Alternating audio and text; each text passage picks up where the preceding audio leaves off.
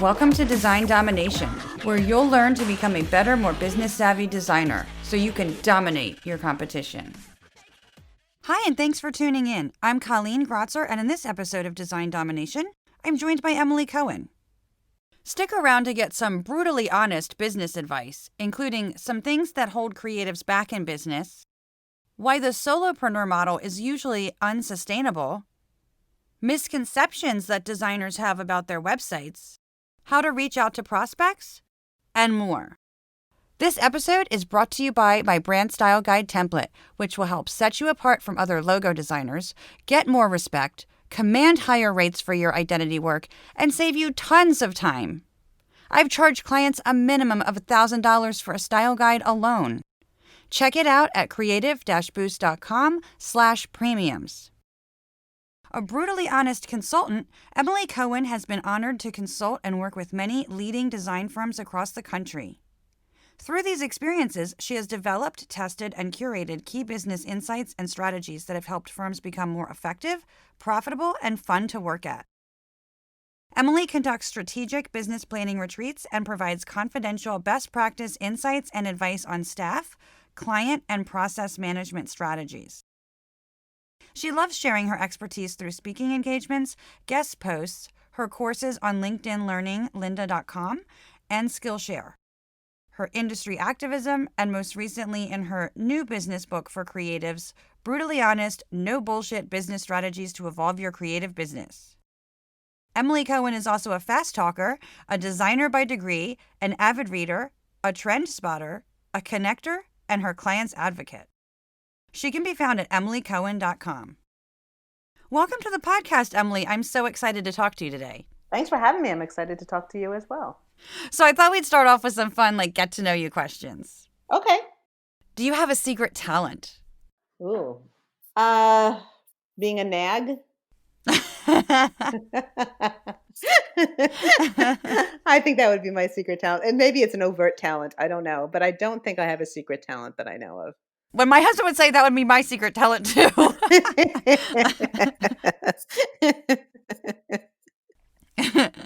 And if you could choose your age forever, what particular age would you choose and why? Oh, that's interesting. I mean, I actually kind of loved every age of my life because every age is different. I would say it would be my mid to late 20s before I met my husband. Just because I loved the single life. I loved, not having any kind of commitments. I loved that none of my friends had moved yet. And I had just started my consulting practice. So that was doing really well. So I think that moment in time was kind of my favorite if I had one. Well, I love your book, and I agree with all of what I've read so far. A lot of what you write in there is stuff that I say on the podcast as well, so I'm really excited to talk to you about some of this stuff. Great, thank you. Yeah, I'm excited. I love that book. I'm very proud of it, so I'm glad you liked it. Now, you have a design degree, and you were a designer, so I'd love to hear about how you got to the point of being there to being a business consultant. So that's always a good story. So I went to design school, and I was, a decent student. And then I became a designer. I worked at the Pottery Barn in-house. I worked at a magazine, and I worked in a design studio 4 to 5 years out of college. I realized pretty quickly that there were so many people that were better than me as designers. They just were more passionate and so talented. And I knew I didn't have that passion. I'm super ambitious. I want to always be the best at what I want to do. And I was struggling with, did I choose the right career path, right? And so I just asked everybody I knew. And so at that time, I was very involved in the AIGA. I still am. Oh, maybe not so much recently, but I just knew everybody in New York. And so I just asked everybody, my clients and my friends and industry friends and just everybody, well, what should I do? Because I don't know what to do because that's all I knew is design. And I love the design community. I love designers in general. And I sort of didn't want to leave design. And I was just basically asked everybody. And I had 2 mentors at the time, one who worked for Milton Glaser and another woman who worked for Future Brand. And they were sort of my mentors and just women who I admired and became friends and would have wine with every once in a while. And so the combination of all these people, the general message was I'm really good at kicking people's ass. And that's what I should do. And I'm like, I don't know what that means. And so then I looked deeper, and basically what they were saying is that I'm really just good at managing and organizing and talking to people, right? Mm-hmm. And so I went to a bunch of design studios in Manhattan. And back then, when I started my career in the business of design, there was really no business of design, right? So the firm owners were more creative. They didn't have like project managers or even account managers. Account managers more existed in advertising, but less so in the design world. Now it's much more common. But when I first started my career, there was no such thing as like project managers, right? So I just went to a bunch of design studios, about 7 in 1 week, just to say, hey, this is what I can do. Do you need me? Every single one of those studios offered me a job, Mm. not because I'm awesome, but I mean, I am awesome, but it's because no one knew design, but also wanted to do these other things, right? And they thought that's kind of an interesting thing. And then it was really funny. So a lot of the companies offered me very entry level, like receptionist level salaries for that role. And I'm like, yeah, that's not going to happen. And then I just took the highest salary, which was a very generous salary. And I basically ran a studio that was 5 people when I joined. And then I grew them to about 25, 30 people. We moved twice. So I have a lot of experience with managing teams and projects and clients. And for a long time, I managed the clients, but then I managed the project managers and managed the clients and hired everybody and wrote all the proposals and, was in all the new business meetings. And I was really good at it. And so the word spread because New York's community is quite incestuous. We all know each other. Mhm. As we were talking about before we got on the podcast, we even know the same people. Yeah. Just a very little small world. A lot of us know each other. And back then, the New York community was much tighter than it is now, I think, because it was smaller. And so I started building up a freelance practice, just helping people out nights and weekends. Right. And so at some point, I met my husband and he said, hey, you're working 40 hours on this freelance business. You should start your own company. Because I was working like 80 hours, 40 hours on my full time job, and then 40 hours consulting. Oh, I get that. And so I'd been consulting for 30 years. My husband encouraged me to do it, and I quit and started my practice and was successful right off the bat. And it's been amazing. And I got some amazing clients. So I was lucky enough to work with some pretty famous clients early in my career. And because other famous people know other famous people, I've sort of got a niche for working with well established kind of premier design firms. So that's been awesome. And I get to work with amazing people. And still stay in the design practice. So I get kind of the best of both worlds. Why do you think that design schools don't teach business principles and, dealing with contracts and clients and marketing and all of that stuff? Well, some of them do. I teach at Tyler School of Art, and I teach a business and design class. Mm. I taught one at FIT that used to have one. I think Parsons has one. There are some schools that do. But I actually think they shouldn't. Because Really?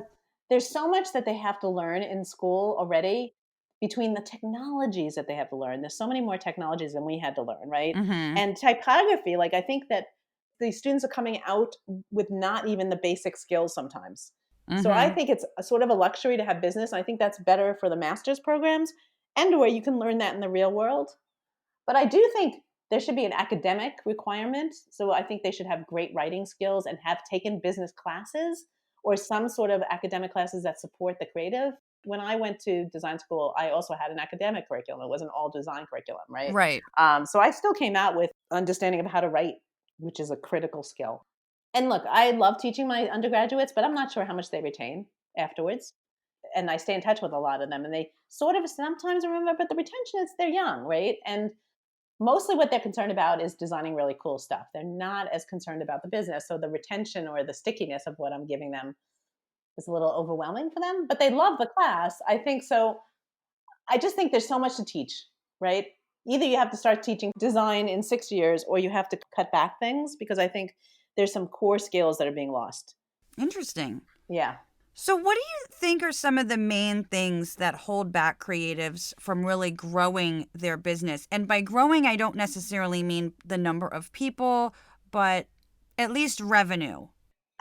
Themselves. I think it's usually themselves. That's what's holding them back. Yeah. They either don't have a lot of people start their own business. Not everybody. There's going to be exceptions to everything I'm saying. But a lot of them start the business because I'm sick of working for other people and they want to control which clients they want to work for and they want to basically do cool stuff. They want to just be able to direct themselves. And so they get into it for the creative side, not for the business side. And so they sometimes come into the business not realize or not willing to do things that are more important. So when you own your own business, your job is not to design, in my opinion. Your job is to run the business, to get the clients, to make sure the business is profitable and that you have a vision for the business. I think the one skill that is definitely missing is not a skill, but attention to the vision of a company. Most companies, design firms, might have a moment in time where they're successful or a few years in time, but it's usually based on like referral based business, right? And they're like, oh, I'm doing really well because I have all these great clients that are just coming in.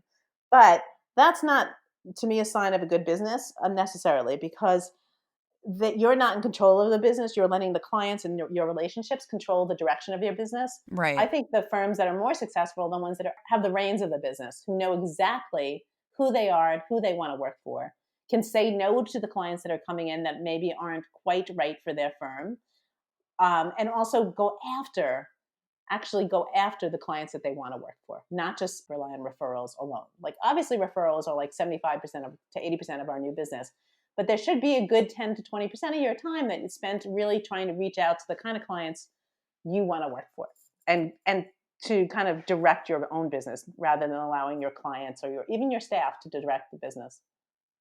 Yeah, because I think that a lot of designers, they want to sit back and just get work and do the work, but they don't want to do the selling and the marketing. Yeah, exactly. Well, you say in your book that solopreneur based models are unsustainable Yes. or that it's rare that they are. Yes. So, can you talk a little bit about that? So this is where everybody's going to hate me, and I stand by this, which is when I say unsustainable, it doesn't mean you can't still run a solopreneur business.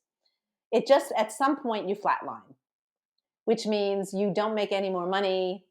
You can't expand the kind of clients or work you do. And it's usually within 3 to 5 years of running your own business. At some point, you just continue to make the same money you do. Every once in a while is an exception where you get a gorilla client or an unusual client. But for the most part, it's kind of an unsustainable model simply because as a business owner, and I said this earlier, you have a lot of hats to Mm-hmm. wear, a lot of hats. And one of the hats that you should be letting go of is the design part.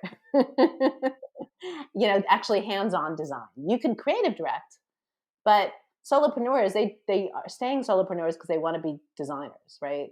And so that's why a lot of them stay as one person firms because they just want to design, which is great. And that's fine. But that's not, to me, sustainable for the long term. It's good and you'll just make a certain amount of money. Look, I'm a solopreneur, right? So I am a one person firm, but I know that I have level set. Like I will never, I don't want to grow just to make money, right? So I'm not after making $1 million a year.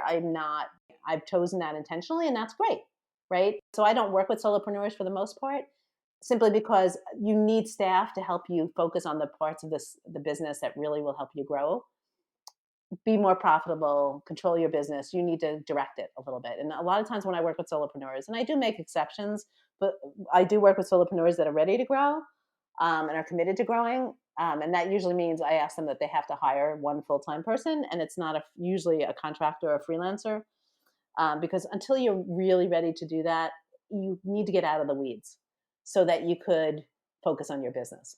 The other thing, too, is that a lot of designers that are solopreneurs are also in the position of being more order taker versus the expert. And in your book, you say executional versus strategic. Mm-hmm.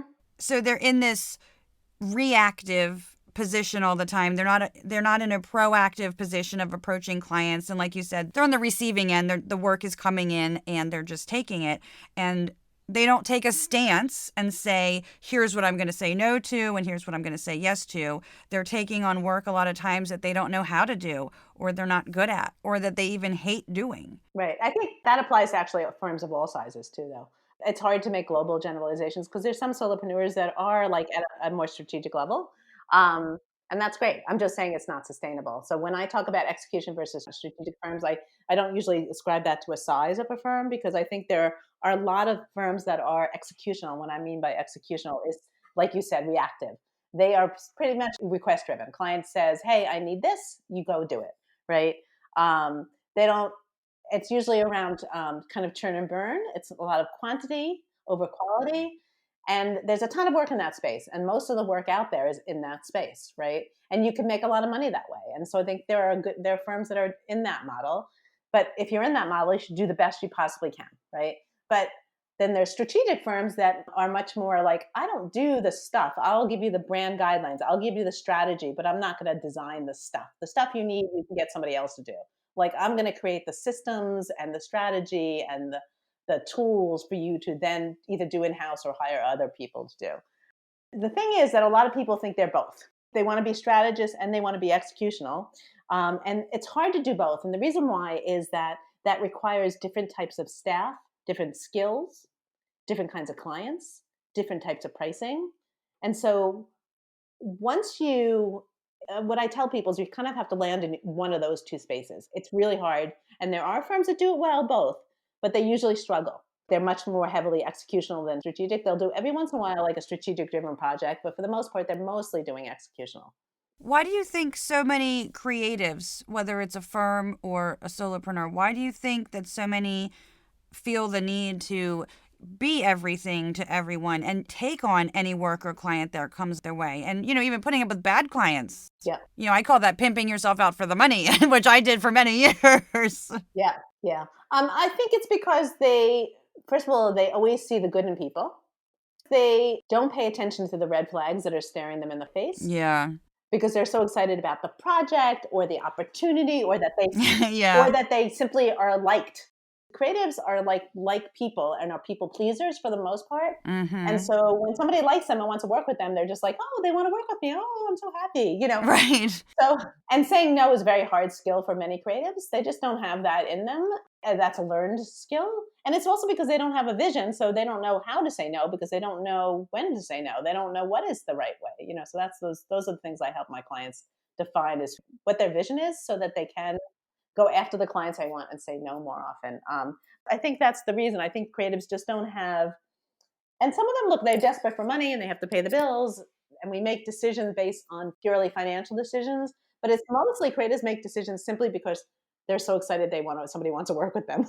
Right. No, I see all of those in some designers as well. Yeah, that's like that. And I've been in that situation too. Yeah. Yeah, we don't want to, especially those red flags. Right. Sort of like extra work, I do some write proposals as well. And when they talk to me about like the opportunity, I'll be like, that's a red flag. That's a red flag.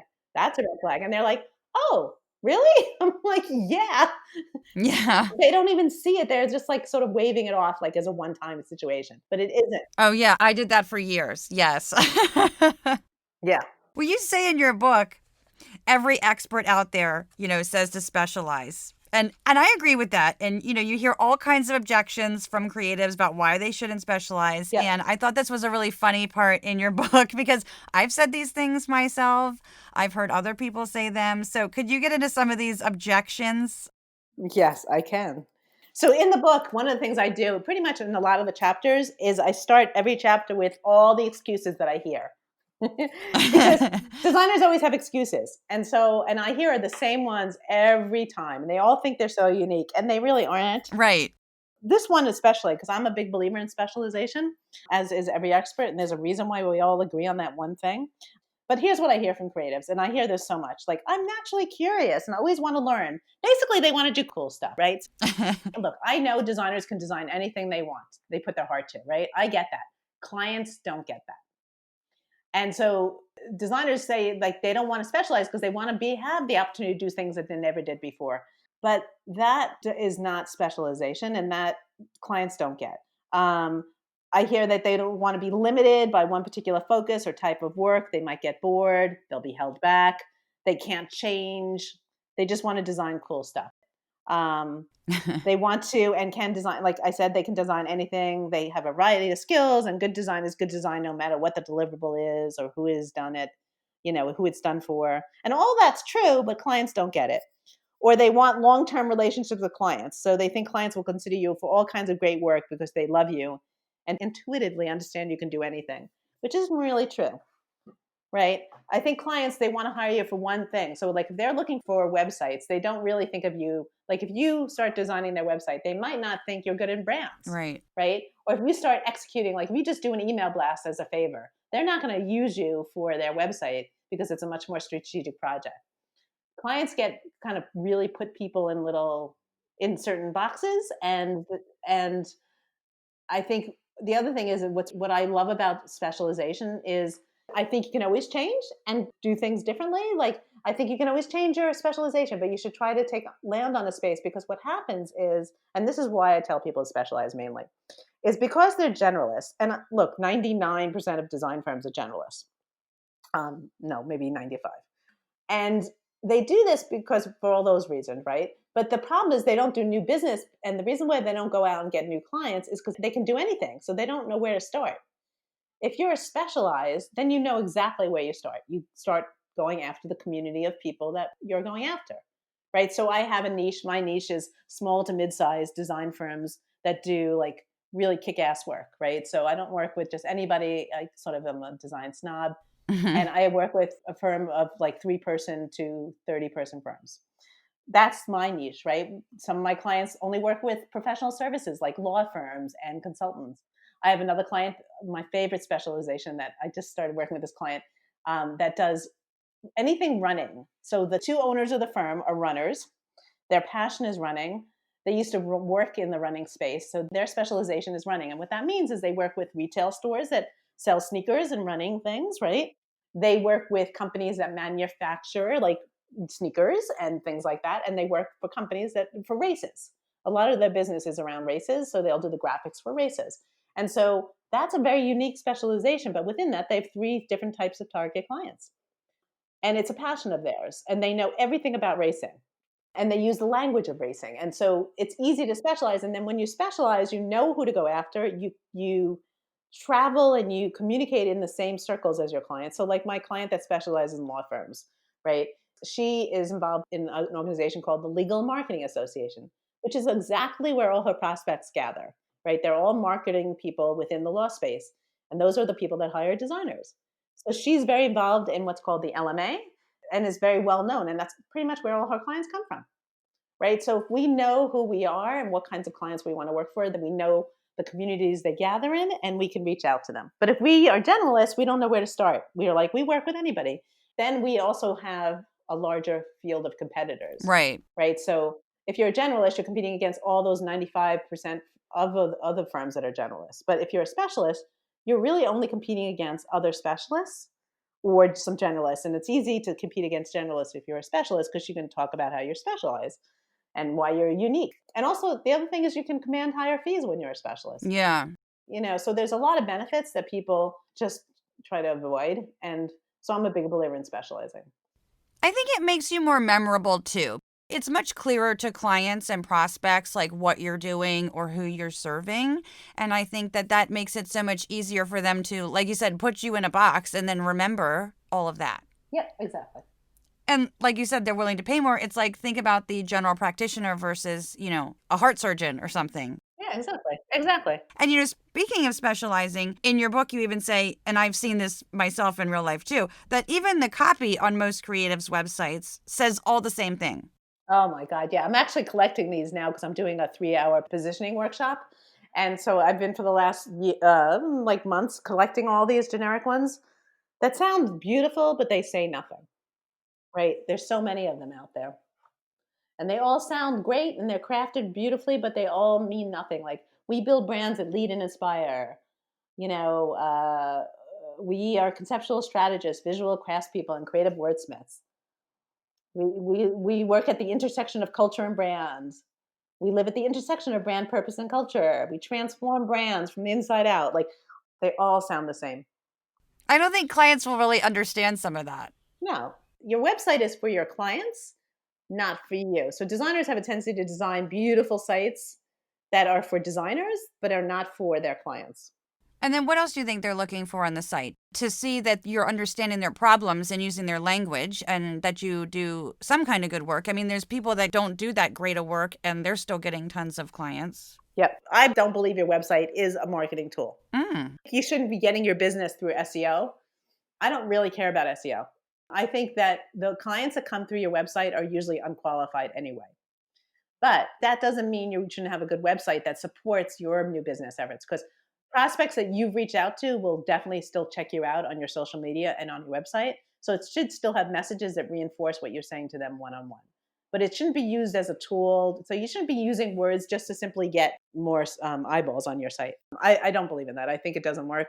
Some of my clients have great SEO, like amazing. They spent money on it. They have amazing SEO, but their clients are completely unqualified and they spend all their time vetting unqualified business. And that's just such a waste of time. There's a few things I recommend, but one of the things I strongly recommend is having case studies. All these designers, they have beautiful photography and lifestyle imagery and like gorgeous words that say things like, we chose this typeface because of blah blah blah blah. Clients don't really care about that stuff. What they care about is, how did you move the needle? And I hate using cliches, but what is the ROI? How did you impact your clients' businesses? So I'm a big believer in having case studies with success metrics, with actually quantifiable data that proves your value. So how did you increase brand recognition? Help them raise funds? How did you increase attendance at their event? Like, there's lots of ways to find metrics. And there's a whole chapter in my book around success metrics because I think it's that important. Very few designers get that data.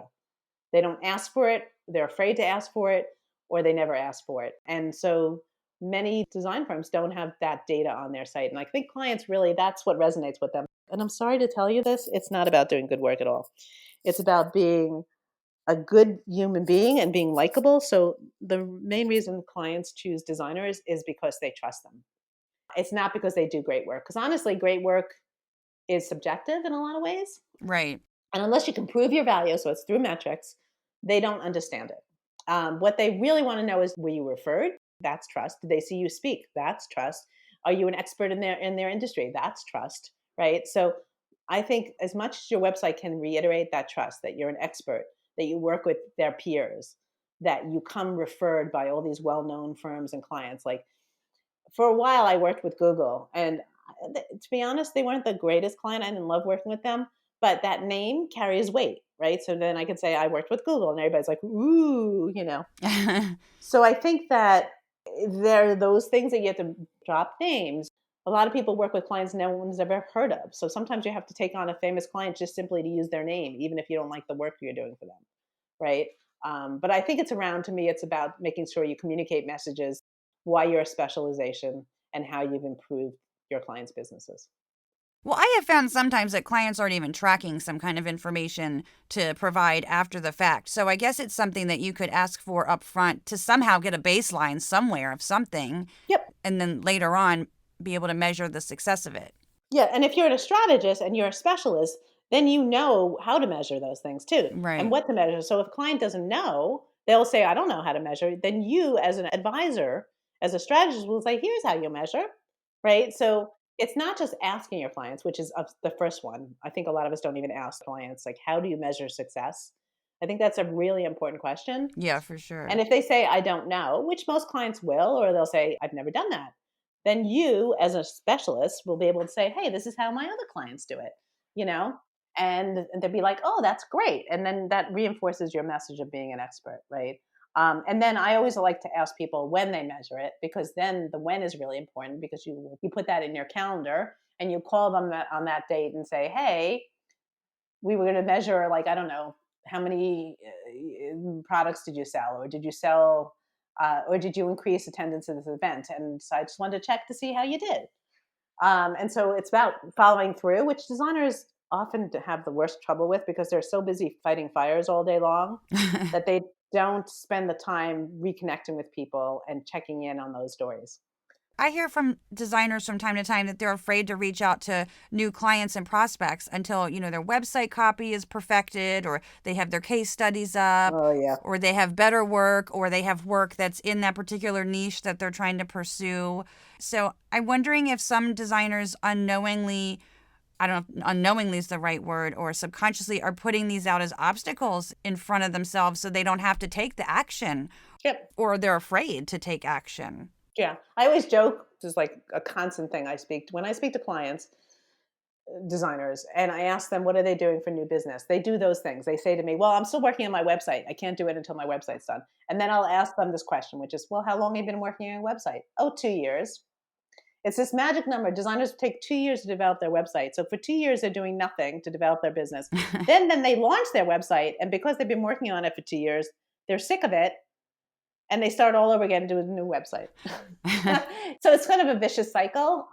They use that as a crutch. Like, When I ask them what they're doing for new business, they're like either doing their website or designing a fancy wine bottle or some kind of giveaway or a brochure. Designers want to design the stuff that does nothing. Like spend less time doing stuff and more things reaching out to clients. Yeah, I completely agree with it. I hear those things all the time from designers. And I also think that a lot of designers, when they go to reach out to prospects, they're talking too much about themselves and their services rather than what they can actually do for the client. And I saw that was something that you mentioned in your book as well. Yep. Yep, that's exactly what happens. So, what kinds of things do you think they should say when they're reaching out? I think that depends on every client. I tend to recommend that if you know their industry, you could talk about things around their industry. I always try to make a personal connection. I saw somebody speak. I read an article they wrote. I read a book that they wrote. I saw them, heard about them through a client. So I always start every like inquiry or reaching out by saying something like, I've always admired you. I've seen you speak twice or three times, or, you know, I shop in your store. I'm an avid blah, blah, blah. Like trying to make that personal connection is more important than talking about yourselves so that you kind of reel them in. Yeah, that's what I do and what I recommend too. Yeah, and leading with that personal connection makes it more likely that they're even going to read your email. And it's never trying to sell. So I always tell people to get the idea of selling out of their brain. Right. It's not new business, it's not sales, because then you become aggressive and you expect immediate win rate. Like that just doesn't happen. To me, it's about building relationships. And so I call it relationship building, which is just build lots of relationships and you don't expect them to work with you right away. They won't. It takes at least 2 years from when you meet them or connect with them to when they turn into clients. Yeah, don't expect them to accept a marriage proposal on the first date. Right, exactly. And the other thing is what happens with that is you become more aggressive and assertive, and then you feel like a car salesman, and that's why you don't want to do it.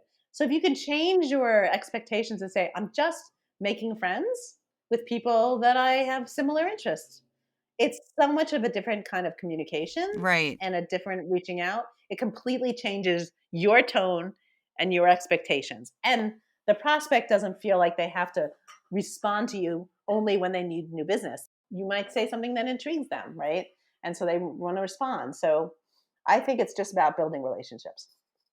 Well, and like you said earlier, like if you're hanging out online where they are, then you can be helpful by answering questions that they might have. Then you start to know actual individuals from those groups Yeah. and are able to reach out to them and help them or have a call or whatever. Yeah, you could say, I spoke to, this my client, blah, blah, blah, and she mentioned she had lunch with you and I should introduce myself. So I'm doing that. Like they all will talk to each other. And so using people's names and saying, what for my existing clients, people that I haven't worked with in a while, I often reconnect with them to say, hey, I saw something you designed. I'm so proud of you. You did a great job. Like just reconnecting with people to remind them I'm out there and to tell them that I'm really happy and prideful of them.